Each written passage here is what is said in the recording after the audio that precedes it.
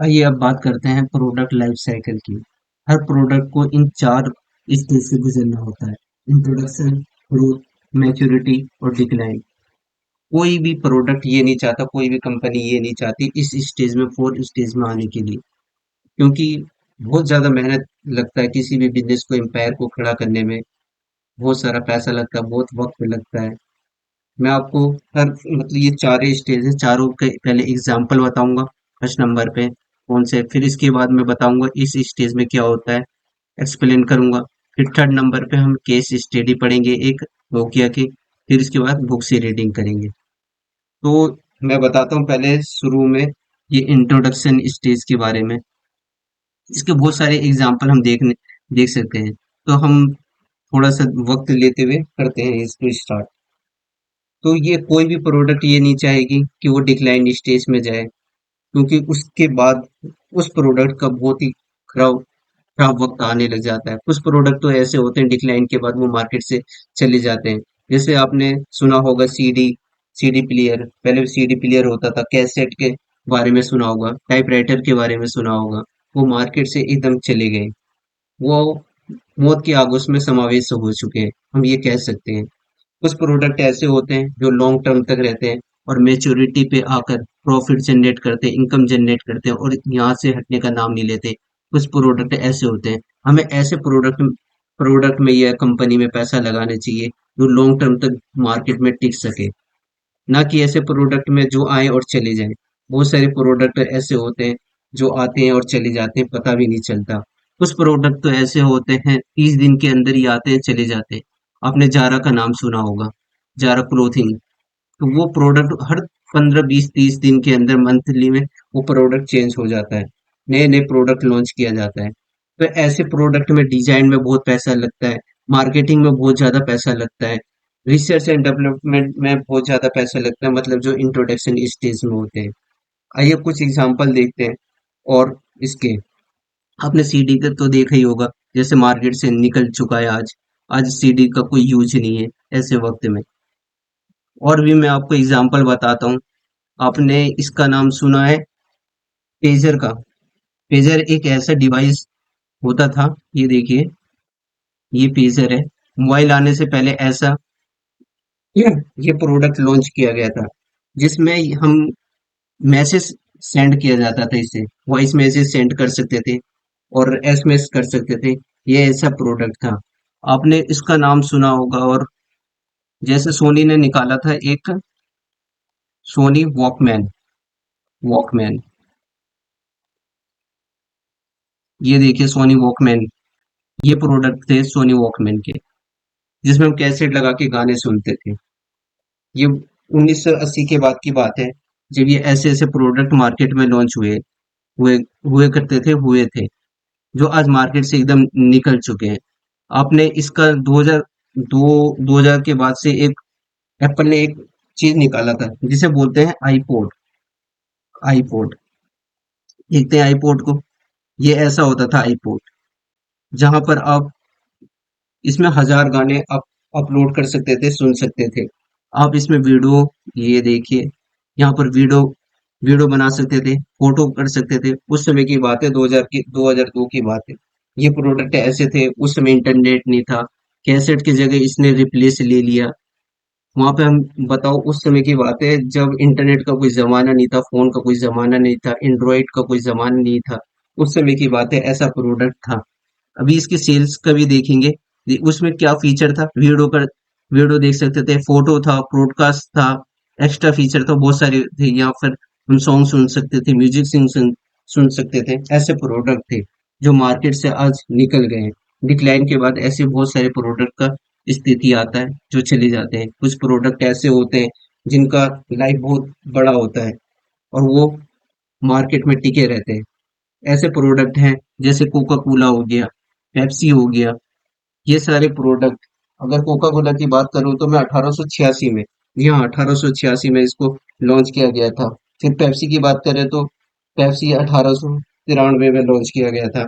ये सब प्रोडक्ट है और ये प्रोडक्ट मैच्योरिटी स्टेज पे, ऐसे मैंने आपको दिखाया था ना, 4 स्टेज: इंट्रोडक्शन, ग्रोथ, मैच्योरिटी और डिक्लाइन। तो जो अच्छे अच्छे प्रोडक्ट होते हैं वो मैच्योरिटी स्टेज पे होते हैं, जैसे कोका कोला हो गया, पेप्सी हो गया, एशियन पेंट हो गया। मैं आपको एशियन पेंट का मार्केट शेयर दिखाता हूँ अभी। Market share of Asian paint,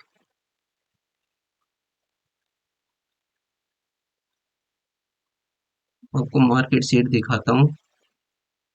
ये देखिए 59%, मतलब 60% इसने कब्जा कर रखा है मार्केट में। हर 100 रुपए का सामान बेचते हैं तो फिर 60 रुपए का सामान इसका बिकता है, एशियन पेंट बिकता है।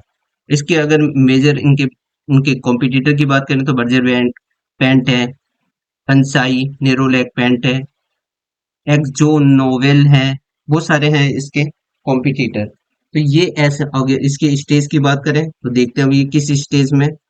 मोस्टली अच्छे प्रोडक्ट मैच्योरिटी स्टेज में आके रुक जाते हैं।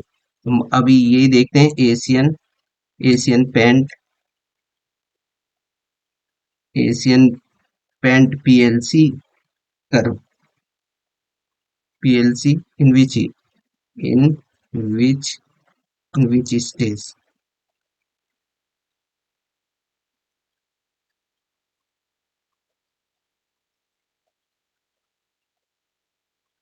शो नहीं कर रहा है, Asian paint PLC in which stage in PLC, ये दिखाएगा।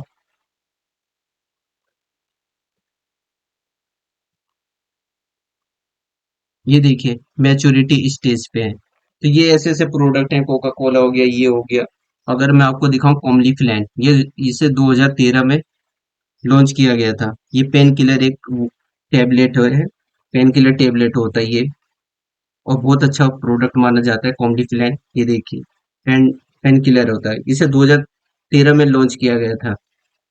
और आज भी ये प्रोडक्ट अपने मैच्योरिटी स्टेज पे, ये प्रोडक्ट है, ये प्रोडक्ट मैच्योरिटी स्टेज पे आ जाते हैं, ये मार्केट से जल्दी लुप्त नहीं होते, डिक्लाइन स्टेज नहीं आता है। तो ऐसे ऐसे प्रोडक्ट पे हमें इन्वेस्ट करना चाहिए। और मैं आपको दिखाता हूँ कुछ इसका लॉन्च। देखिए लॉन्च कब हुआ था, 2013 में लॉन्च हुआ था। आपने इसका नाम सुना होगा, बोरोलिन। अगर इसका यूज, बोरोलिन का प्रोडक्ट है, 1929 में से लॉन्च किया गया था। और ये भी मैच्योरिटी स्टेज पे, अच्छा प्रोडक्ट मैच्योरिटी स्टेज पे होता है। और ये मैच्योरिटी स्टेज किसे कहते हैं, वो ऐसा प्रोडक्ट जहां पर सेल, ये देखिए सेल से Y X axis, Y axis पे और एक्स एक्सिस पे टाइम है। तो मैच्योरिटी यहाँ पर देखिए सेल्स बढ़ता है बढ़ता है। तो ये ऐसा स्टेज है, और ऐसे प्रोडक्ट लॉन्ग टर्म तक रहते हैं। वो दिखाता हूँ। और इन ये इस प्रोडक्ट का काम क्या होता है, fight infection and help health cuts and wound skin infection and post operative stitches. तो ये इन सब कामों में आता है। ऐसे ऐसे प्रोडक्ट हैं, मैंने कितने सारे आपको एग्जांपल बताए जो मैच्योरिटी स्टेज पे है। बोरोलिन हो गया, कॉम्बिफ्लैन टेबलेट हो गया, एशियन पेंट हो गया, कोका कोला हो गया, पेप्सी हो गया। ये सारे प्रोडक्ट हैं जो मैच्योरिटी स्टेज में है। अगर हम और बात करते हैं, और मैं आपको देखता हूँ, अब बात करते हैं ये फर्स्ट स्टेज वाले की, इंट्रोडक्शन स्टेज में। तो इंट्रोडक्शन स्टेज में मैं एग्जांपल आपको बताता हूँ, जब 4G 2022 में 5G को लॉन्च किया गया इंडिया में, 2022 में, तो वो उसका इंट्रोडक्शन स्टेज था। अगर अभी की बात करें, इसके सब्सक्राइबर देखते हैं हम कितने हैं। तो ये रुकिए एक सेकंड दिखाऊं मैं आपको, 4G के सब्सक्राइबर देखते हैं। 4G के सब्सक्राइबर, ये देखिए 4G के सब्सक्राइबर पहले से निकाल के रखा है मैंने। According to the Indian mobile broadband index, the number of active 4G data subscriber in 2022, 22 का डेटा है, 23 का ये 4 का अभी लॉन्च ही नहीं हुआ है। वैसे अप्रोक्सीमेटली 773 मिलियन, मतलब 77 करोड़ आदमी 4G के सब्सक्राइबर हैं। तो ये किस स्टेज में है? ये भी ऐसा स्टेज है इसका, जिसे बोलते हैं मैच्योरिटी स्टेज पे। और वहीं पर हम 5G की बात करें, 2000, जब 2022 में ये लॉन्च किया गया था तो वो इंट्रोडक्शन स्टेज में था। और अभी इसकी बात करें, Indian current has 159 million 5G subscriber and penetration of 15% and report by Bank of America Global Research said on Friday. The report said this figure could grow to more than 490 million subscriber by 2028 तक इसके इतने subscriber हो जाएंगे। तो अभी ये growth stage पे है। 4G अभी 4G का मैंने बताया वो मैच्योरिटी स्टेज पे है, 5G है अभी ग्रोथ स्टेज पे है। और मैं आपको एग्जांपल बताता हूँ। अब मैं आपको कुछ मैंने इतने एग्जांपल बताए, एक मैच्योरिटी का बताया और एक मैंने आपको ग्रोथ का बता दिया। 5G अभी ग्रोथ स्टेज पे है और 2022-28 तक ये 490 मिलियन सब्सक्राइबर पहुंच जाएंगे। अब मैं आपको इंट्रोडक्शन का और एग्जांपल बताता हूँ। इंट्रोडक्शन का आपने ये देखा होगा, रुकिए एक second. Self self drive car,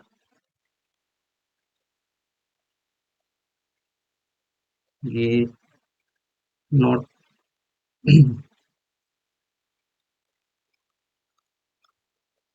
अभी ये सेल्फ ड्राइव कार मतलब वहां पर गाड़ी में कोई नहीं होगा, गाड़ी चलेगी। तो ये भी इंट्रोडक्शन स्टेज में है, अभी लोग इसको ज्यादा जानते नहीं है। सेल्फ इसका एक एग्जांपल हो गया इंट्रोडक्शन स्टेज का।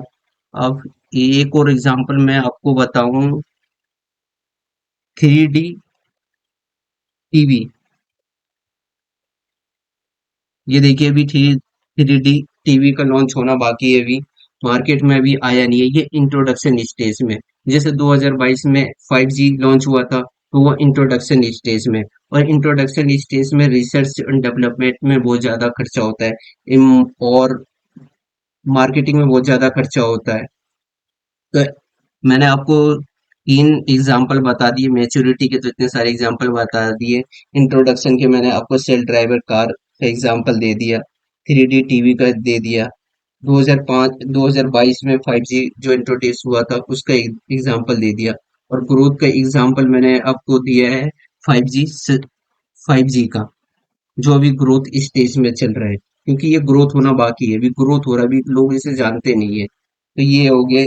अब फिर मैं आपको और कुछ बताता हूँ डिक्लाइन स्टेज का। तो इसके लिए हमें एक केस स्टडी पढ़ना पड़ेगा। तो केस स्टडी पढ़ेंगे डिक्लाइन स्टेज के बारे में। इससे पहले मैं आपको, जैसे नोकिया का मैं आपको बता देता हूँ। नोकिया नोकिया का सेल्स देखते हैं। ये डिक्लाइन स्टेज का मैंने पहले से निकाल के रखा है, 1999 की बात है। फिर ये देखिए, ये इसका फेज था इंट्रोडक्शन का। इसमें इंट्रोडक्शन फिर इसके बाद ग्रोथ हो रहा है, ये देखिए 2005 में ग्रोथ, फिर 6 में ग्रोथ, यहाँ तक ग्रोथ हुआ है इसका। यहाँ से लेके हम कह सकते हैं 5 से 6 तक इसका ग्रोथ हुआ है। फिर ये मैच्योरिटी स्टेज पे पहुंच गया और ये डिक्लाइन स्टेज है इसका। 2009, 10, 11, 12, ये देखिए 13, 14, 15, ये नीचे इसका मार्केट गिरते ही चले जा रहा है। ये नोकिया का सेल्स मैंने दिखाया आपको। तो अभी मैंने आपको सारे के सारे एग्जाम्पल बता दिए, और अब जाके मैं आपको इसको एक्सप्लेन करता हूँ। तो ये इंट्रोडक्शन स्टेज कौन सा होता है और इसमें क्या होता है। फिर इसके बाद हम नोकिया के एक केस स्टडी पढ़ेंगे, फिर उसके बाद बुक से रीड करेंगे।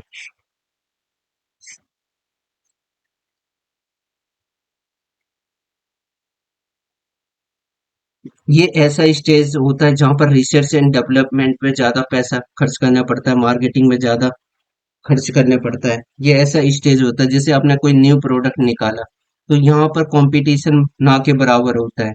जैसे अगर हम 4G 5G की बात करें, 5G की, तो अभी दो ही मार्केट में प्लेयर है, एक एयरटेल है और दूसरा जियो है, जिन्होंने ये निकाला है। तो ये इंट्रोडक्शन है।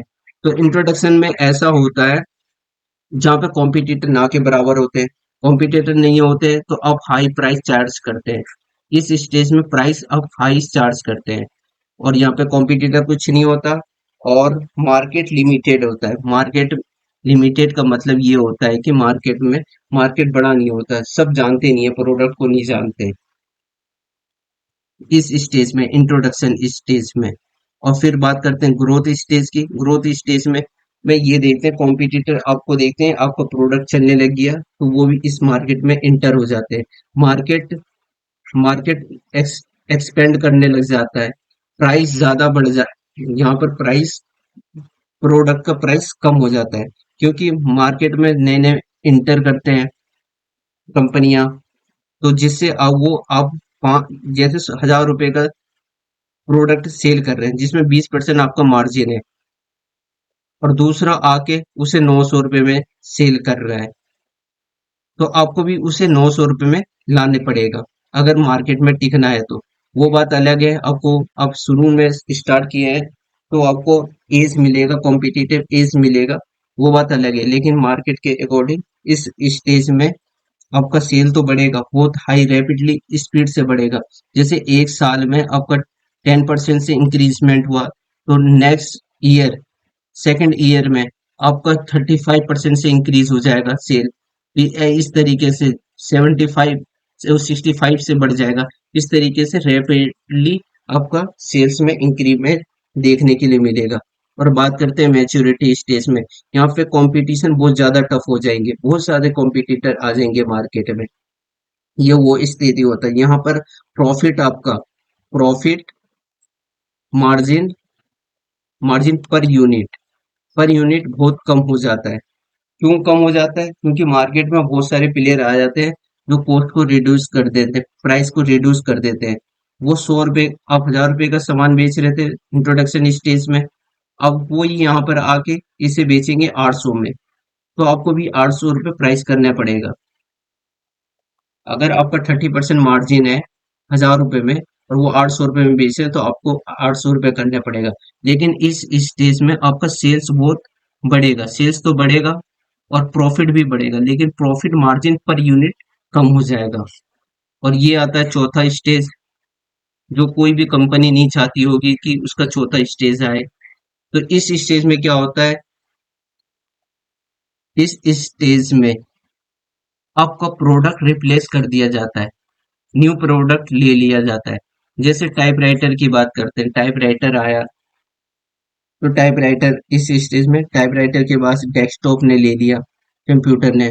उसके बाद अब डेस्कटॉप की बात करें तो डेस्कटॉप की जगह लैपटॉप ले लिया, टैब ले रहे हैं। तो ये वो स्टेज आ जाता है जहां पर आपके रिप्लेसमेंट प्रोडक्ट अवेलेबल होते हैं मार्केट में। तो 4 लेवल बता दिया। इंट्रोडक्शन, ग्रोथ, यहाँ पर आपको प्रॉफिट और सेल्स बहुत हाई बढ़ेगा। फिर मैच्योरिटी में आपका सेल्स बढ़ेगा, तभी आपका सेल्स हो जाएगा 10% से इंक्रीज हो जाएगा।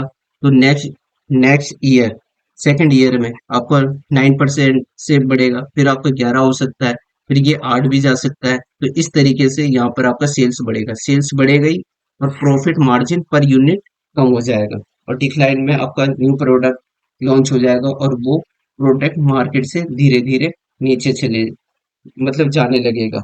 और मैंने इसका आपको मैंने एक कुछ एग्जांपल दिए नहीं दिए, आईपॉड का मैंने एग्जांपल बताया आपको जो मार्केट से चले गया। हाँ, आईपॉड का मैंने बता दिया, जैसे पेजर का बता दिया, सोनी वॉकमैन का बता दिया, जो जिसमें सीडी लगा के हम गाने सुन सकते थे। अब मैं आपको एक केस स्टडी बताता हूँ नोकिया का, उसको पढ़ेंगे जल्दी जल्दी, और फिर उसके बाद बुक से रीड करेंगे। चाहे तो आप यहाँ भी छोड़ सकते हैं अगर आपको कंसेप्ट समझ में आ गया है तो। अगर बुक से रीड नहीं करना चाहते हैं आप तो मैं आपको दिखाता हूँ नोकिया का product life cycle of Nokia. अब मैं दिखाता हूँ आपको introduction stage. Nokia was the stuck in the introduction stage for the about an estimate 7 year, around 92 99 तक, 7 साल तक इनका इंट्रोडक्शन स्टेज था। अब देखते हैं इसमें क्या हुआ था। 92 they had come out with their first digital handheld phone. The model was named the Nokia 1011, which was also GSM the phone, but also released other CDMA phone. The company had high hope for the release of this phone, but sadly the sales were extremely low. Therefore, because of the lack of sale, हाँ, वो यही बात कही गई है। Introduction वो stage होता है जहाँ पे आपका सेल ज्यादा बढ़ेगा नहीं, लोगों को अवेयरनेस नहीं होता, मार्केट लिमिटेड होता है, ऐसे ये स्टेज के बारे में बताया है। तो यहाँ पे बताया है क्या है? कि सेल्स वर एक्सट्रीमली लो होगा, जो मैंने आपको पहले ही बता दिया है। फिर इसके उनके उसने क्या किया है, Nokia CEO at that time refuse to release more model of that phone, but still wanted to focus on more on making phone. From then on to somehow improve. वो अपने उन्हीं प्रोडक्ट को इम्प्रूव करना चाह रहे थे। तो ये है। अब इसका देखते हैं सेकंड ग्रोथ स्टेज पे। The first was the this was the year of 1990 and more things were getting outdated. Nokia was working on the new phone that they had come out with their first ever model without antenna on March, मतलब 1999 में उन्होंने बिना antenna के एक phone निकाला। Mature growth stage बता रहा है 1999 में जब उनका ग्रोथ स्टेज था। वहां पर क्या क्या हुआ अब उसको देखते हैं। The infamous phone went by the name of the Nokia 3210 with more than standing number of an estimate 160 million models sold, and and was even recorded to be one of the most successful and popular phones ever released in history। तो मैंने आपको बताया था यहाँ पे growth बहुत तेजी से होता है, बहुत तेजी से आपका सेल होता है। तो वही बताया गया था 160 मिलियन फोन को सेल आउट किया गया है, और ये हिस्ट्री में सबसे ज्यादा सेल माना गया था उस समय का। और इस प्रोडक्ट के बारे में बताते हैं। It had a very long battery life बहुत ज्यादा था। मैनी डिफरेंट कलर में था। Popular game was include like snake. Now some time after their successful phone had launch, the companies were producing better product like iPhone, Samsung. जो मैंने आपको बताया था ग्रोथ स्टेज में आपके आपके कॉम्पिटिटर कॉम्पिटिटर भी मार्केट में उतरने लग जाते हैं। तो आईफोन और सैमसंग भी उतरने लगे। These company were gaining more popularity, so Nokia decided to do something about it. Nokia started to release other phones like the Nokia 9, 9 and 5 to compete with the other। फिर यही होता है growth stage में आपके competitor आ जाते हैं, आपके sales बहुत ज्यादा होता है। फिर आपको कुछ स्टेप लेने पड़ते हैं अपने प्रोडक्ट को इम्प्रूव करने के लिए। फिर आप देखते हैं मैच्योरिटी स्टेज में क्या होता है। The maturity stage last around 2009 से 11 था 3 साल था। Nokia was updating their model to become more modern. They released a lot of touch screen model like the N97 Nokia phone, Nokia X. Around that time, people were using less and less keyboard and more touch screen technology. So more people that enjoy Nokia phone before. The Nokia had made ton of profit। यहाँ पे देखिए, मैं जो मैंने आपको बताया था वहां पे आपका प्रॉफिट बहुत ज्यादा होता है। पर प्रॉफिट तो बहुत, यहाँ पे प्रॉफिट क्यों हो गया ज्यादा, क्योंकि सेल्स आपका ज्यादा हो जाता है। ग्रोथ के बाद सेल्स आपका बढ़ने लग जाता है। ये इंट्रोडक्शन स्टेज है। इंट्रोडक्शन, ये ग्रोथ और ये मैच्योरिटी। तो यहाँ पर आपका सेल्स बढ़ेगा तो प्रॉफिट भी बढ़ेगा, लेकिन प्रॉफिट पर यूनिट कम रहेगा। यहाँ पे ये लिखा गया है। फिर अब लास्ट डिक्लाइन स्टेज पढ़ते हैं। The decline stage last from year 2011 the percent Nokia was rapidly falling apart and sales were getting lower and lower by the day went on. Nokia had an attractive design that nobody was really ever attracted to. By now, Microsoft had already bought out Nokia. Nokia just wanted to depend on Microsoft to maybe rise the success of Nokia once again। तो ये 2011 के बाद से अब तक present में मैंने आपको सेल्स भी दिखाया था। 2011 के बाद उनका सेल्स से नीचे चले गया है। तो ये उनका प्रेजेंट वही बता रहा है। फिर ऐसी स्थिति में क्या करते हैं, जब डिक्लाइन होता है तो अपने प्रोडक्ट को हम रिट्रेसमेंट करने लग जाते हैं। तो नोकिया ने वही किया, अपने आप को माइक्रोसॉफ्ट को सेल कर दी है। ये केस स्टडी था, अब बुक से read.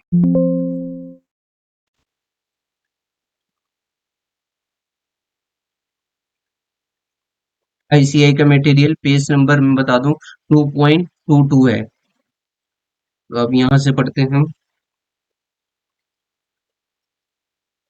An important concept in strategy choice is that of the product life cycle.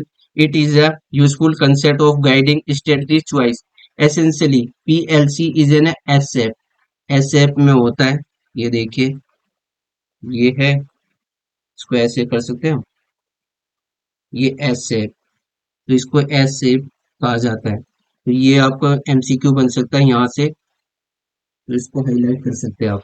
Which exhibits the relationship of sales with aspect of time. अच्छा, टाइम और सेल्स, सेल का relation को बताता है। देखिए यहाँ पर, एक सेकेंड, ये रहा सेल्स और ये रहा टाइम।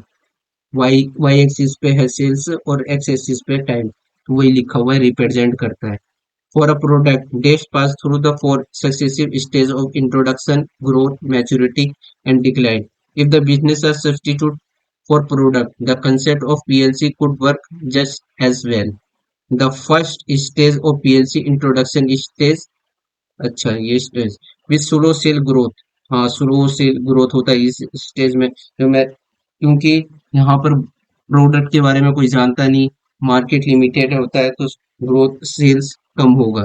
इन विच कंपटीशन ऑलमोस्ट नेग्लिजिबल, जैसे मैंने आपको बताया, 5G का एग्जांपल बताया, एयरटेल और जियो, यही दोनों अभी प्लेयर मार्केट में है, तो यहाँ पर बहुत ज्यादा कम होते हैं, मतलब player.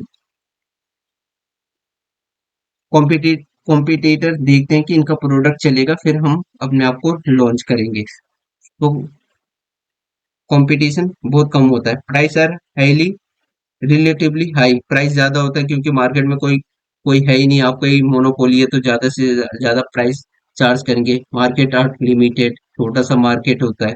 The growth in sales in at a lower rate because of lack of awareness on the part of the customer, customer को इसके बारे में पता नहीं होता है। The second phase of the PLC is growth stage with rapid market acceptance. In the growth stage, the demand expand rapidly।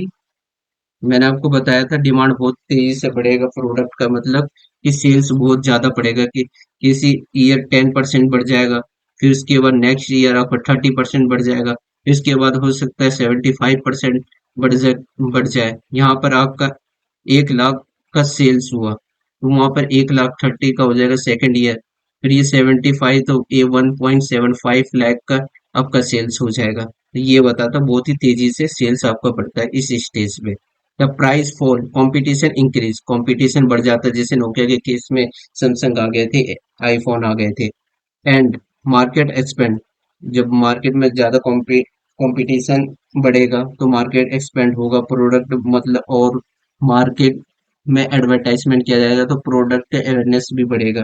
The customer has knowledge about the product and so interest in purchasing it. अच्छा जी, जाहिर सी बात है, अब ज्यादा product, अब ज्यादा competition बढ़ जाएगा तो आप भी एडवर्टाइजमेंट करेंगे, दूसरे भी करेंगे, जिससे अवेयरनेस बढ़ेगा प्रोडक्ट के बारे में। The third phase of the PLC maturity stage, where there is a slowdown in the growth rate. Growth rate में स्लो हो जाता है, क्योंकि अगर पहले आप 1 लाख प्रोडक्ट बेचने के लिए सिर्फ आप ही थे, अब 1 लाख प्रोडक्ट को बेचने के लिए 4 जने हो गए, तो सब में डिस्ट्रीब्यूट हो जाएगा इसका प्रोडक्ट। अब कोई 25,000 बेचेगा, कोई 75 भेजेगा बेचेगा, तो इस तरीके से बढ़ जाएगा। वही बोल रखा है, growth slow down in growth rate. In this stage the competition get tough, competition बहुत ज्यादा हो जाएगा, and market get stabilize, profit comes down because of step of competition. यहाँ पे पर यूनिट होगा, क्योंकि आपका सेल्स, यहाँ देखिए, आपका सेल्स तो बढ़ रहा है, तो सेल्स बढ़ रहा है तो प्रॉफिट भी बढ़ेगा, लेकिन प्रॉफिट प्रॉफिट कब बढ़ेगा, प्रॉफिट ज्यादा होगा लेकिन प्रॉफिट, वहां बोल रहा है कम, यहाँ पर देखिए, यहाँ क्या बोल रखा है, प्रॉफिट कम्स डाउन, तो यहाँ पे पर यूनिट कम हो जाएगा। 100 1000 रुपए का चीज बेच रहे हैं आप, और वही आपको कॉम्पिटिटर यहाँ पर 900 को बेच रहा है।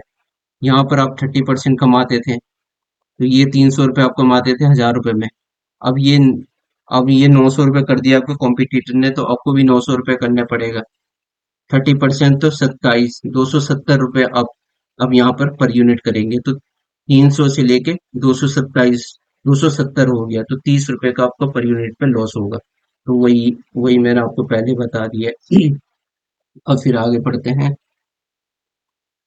Eight this stage organization have to work for maintaining stability, अपने आप को स्टेबल करने पड़ता है। बहुत से प्रोडक्ट ने अपने आप को स्टेबल किया है, जैसे बोरोलिन मैंने आपको बताया है, कॉम्बिफ्लाइन बताया, कोका कोला, पेप्सी बताया है। ये सारे प्रोडक्ट हैं जो अपने आप को मेंटेन कर रहे हैं इतने सालों से भी। In the fourth stage of PLC decline, sharp down drift the sales, sales बहुत जल्दी गिर जाता है आपका। जैसे कि डेस्कटॉप के केस में हुआ होगा, मैंने नोकिया का आपको दिखाया सेल्स, वहां पर कितना जल्दी कम हो गया था सेल्स उनका। The sales and profit fall down sharply, जाहिर सी बात है सेल्स कम होगा आपका तो प्रॉफिट भी कम होगा, यही बता रहे हैं यहाँ पर। Due to some new product replace the existing product.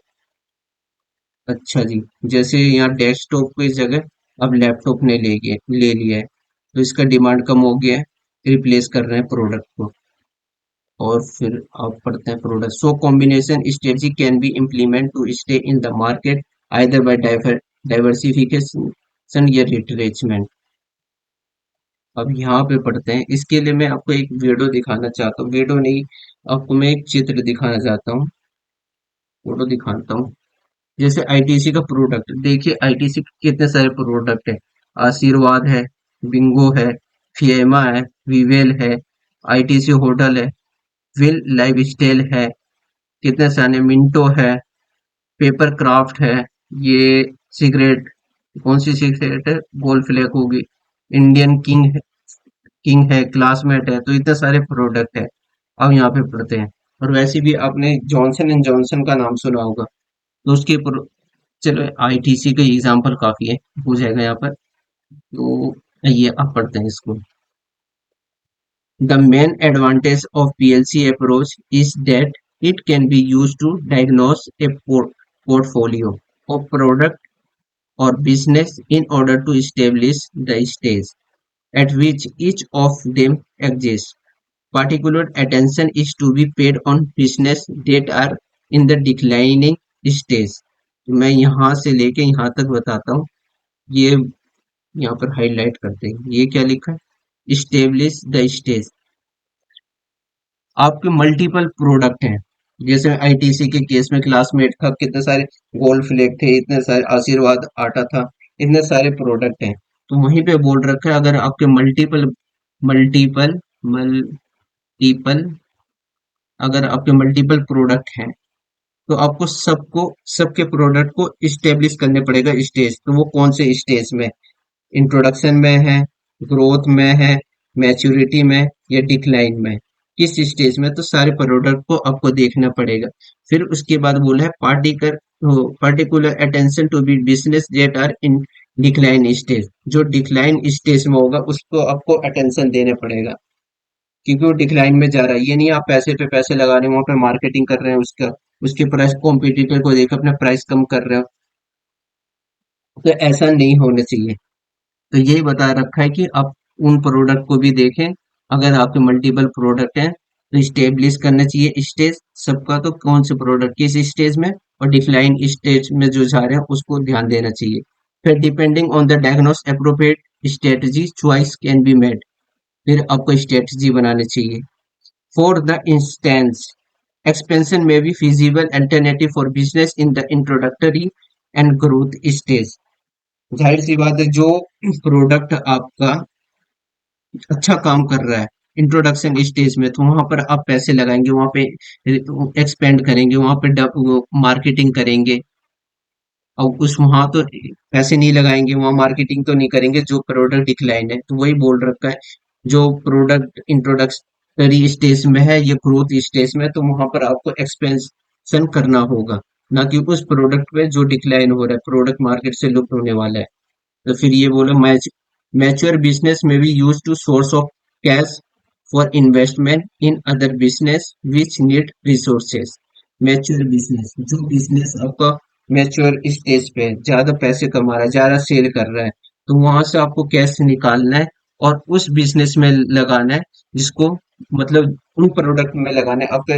जैसे आशीर्वाद आटा से आपसे आपका बहुत ज्यादा आईटीसी का बहुत इनकम हो रहा है, तो उनमें जो पैसे जनरेट करेंगे, जो इनकम जनरेट होगा, तो उस प्रोडक्ट में लगाएं। जैसे गोल्ड फ्लैग नहीं चल रहा है, तो गोल्ड फ्लैग में इन्वेस्ट करने के लिए कह रहे हैं, उसके मार्केटिंग में इन्वेस्ट करने के लिए कह रहे हैं। यहाँ तक ही इसका मतलब ये है, a combination of strategy like selective harvesting retrenchment may be adopt for declining business. अच्छा जी, जो बिजनेस डिक्लाइन स्टेज पे है, तो इसको रिट्रेसमेंट कर देते हैं। जैसे 5 प्रोडक्ट हैं, आईटीसी के, मान लेते हैं 5 प्रोडक्ट हैं, जिसमें से भैया एक चल नहीं रहा, 4 प्रोडक्ट चल रहे हैं, तो ये डिक्लाइन इस वाले को रिट्रेसमेंट कर देंगे, इसको हटा देंगे, 4 पे हम फोकस करेंगे, वही बोल रखा है यहाँ पर। In this way balance portfolio of business में भी बिल्ड, बैलेंस बना के रखना है बाकियों में। अब by exercising strategy choice based on PLC कर